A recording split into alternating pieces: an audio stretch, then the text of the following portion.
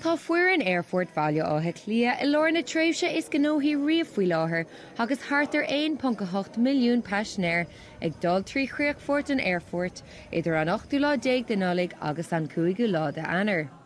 Tá atmosfér áling san Aerfort faoin láthair. Tá daoine ag bualadh lena glan agus a gcóirde a rís.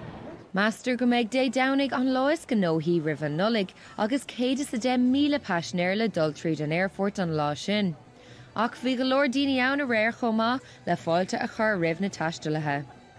Tá mó dátí ag teachtarás agus tá mé se ar béis. Tá mó bhá mó cáis de córaach tá méall brodá lastí.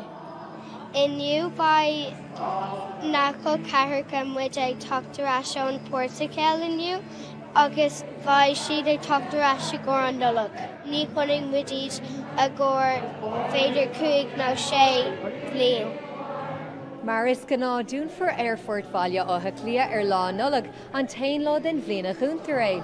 Ach dógur an Taoiseach Micheál Martin I rinne seachtaine go bhfuil ceadig dadí na Nollag etiltan ar spás na hÉireann agus go bhféiteach sé teach go hÉireann ar oíche Nollag. Áine Humphreys, Nuacht Cúla4, Bhaile Átha Cliath.